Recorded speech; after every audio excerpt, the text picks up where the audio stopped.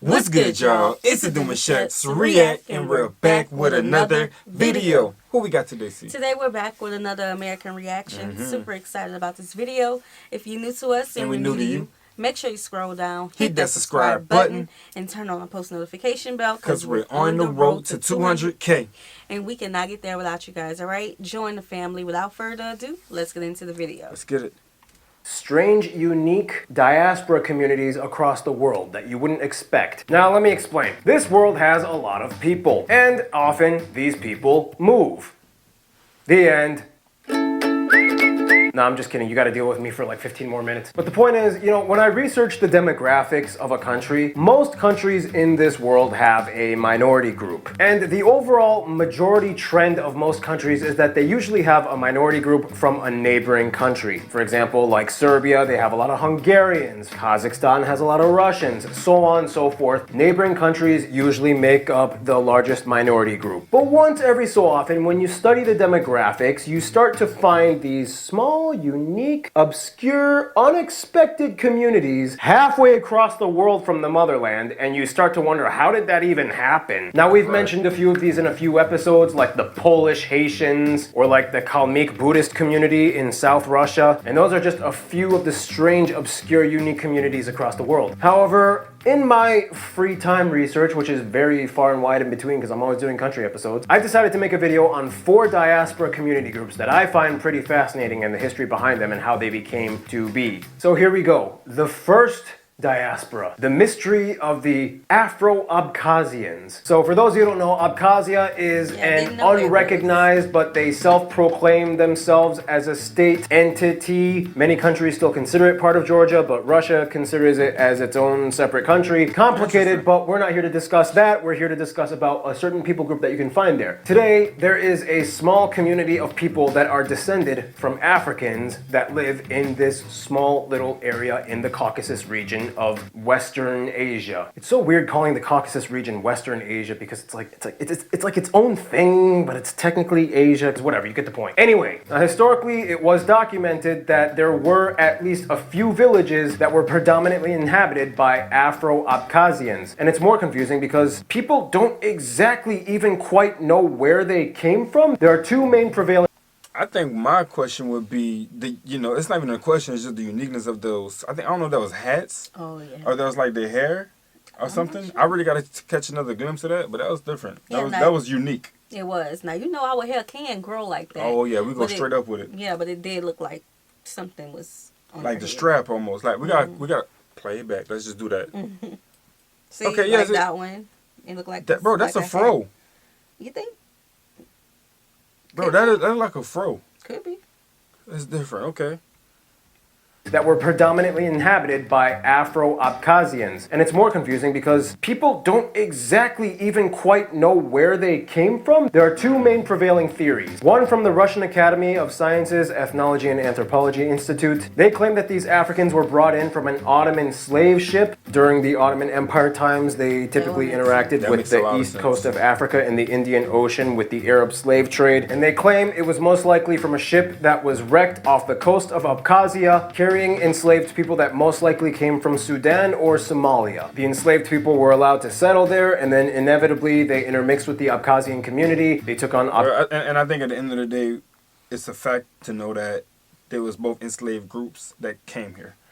So it wasn't no other way. It was from being enslaved, right? Basically. So it's kind of like...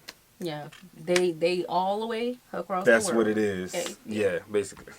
Abkhazian names, and they learned the language, and that's basically how they started living there. However, there's another claim that goes back to antiquity to about the 5th century BC. The ancient historian Herodotus wrote about the Colchians, which were people that inhabited the area of what is now Abkhazia, and he claims that they had coarse hair and darker complexioned skin. He said they came from northern Africa. Who knows? But the Russian Institute claim is the one that's more widely accepted. So, yeah. The estimated number for the population is hard to come by because over the years they just intermixed so much with the Abkhazian people, and today people aren't completely sure. The earliest sources say that the community was from a few families to a few villages. What we do know is that during the Georgia-Abkhazia War in 1992 and 1993, I believe. Let me check my notes. Yes. 92, 93. 3 villages were destroyed that were known for having the Afro-Abkhaz population. Zyuzhba, Kindig, and Tamsh. So unfortunately, there were casualties of that war. However, some of the descendants still live on today, but it's hard to come by because, you know, after generations of intermixing with the Abkhazian people, it's hard to tell exactly who genetically is descended from this Afro-Abkhazian community. Some of the descendants might have coarse hair or a little bit of a darker complexion on their skin tone, but for what it's worth, they've been documented to exist there, and they have been documented to have integrated into the Abkhazian community. Next.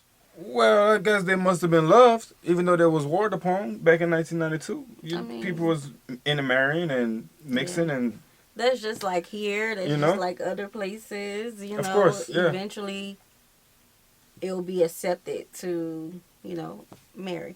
They will be loved. Okay, loved enough to. They'll be loved enough to be accepted by the woman and the men. Yeah. Yes. Interesting. Yeah, making babies. Yep.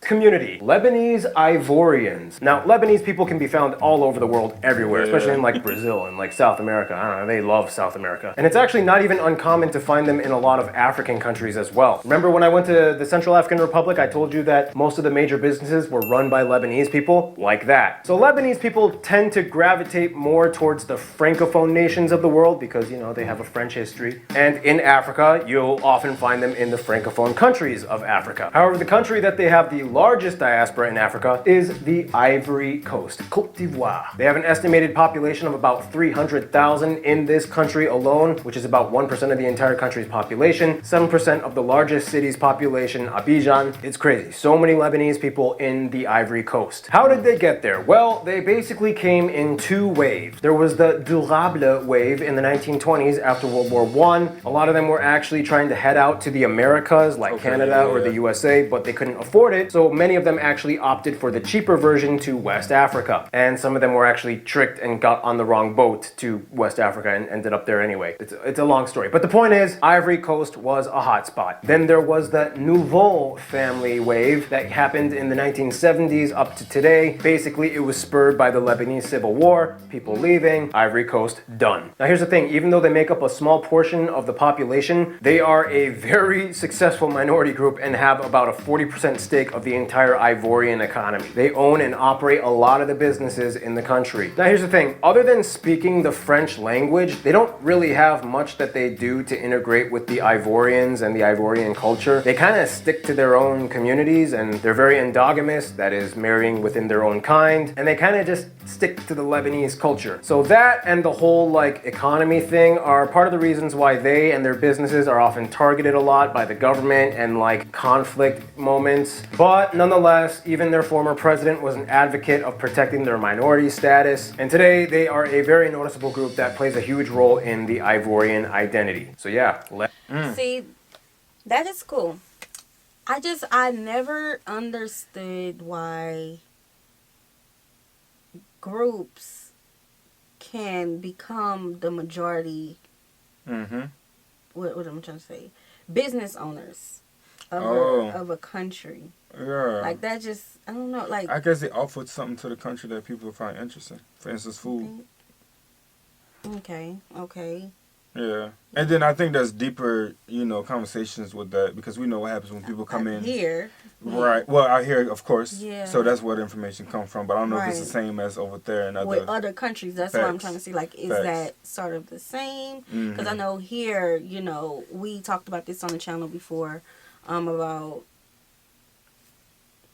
I don't open up that can no more. but still, like, yeah. Yeah. Well, I do know that Lebanese are a real big community. Because remember, we did a video on them where they had their own country club, basically. Yeah. And it's huge. And it's for the young ones all the way to the elders. Yep. Yeah, So they definitely take care of their own. They definitely stay in their culture, for real. Yes, and definitely support people, you know, keeping their culture alive when they move to different places. But it just boggles my mind when communities can be the majority of businesses in other countries. Like that, it's like, okay, so what about the people who've been there? Yeah. And their uprising and how they can become business owners for their own community at one point, but it looked like it's already every corner's taken up. Yeah. We're gonna read. I'm here with you. I'm just trying not to. I got it. Yeah. We're saying everything with respect.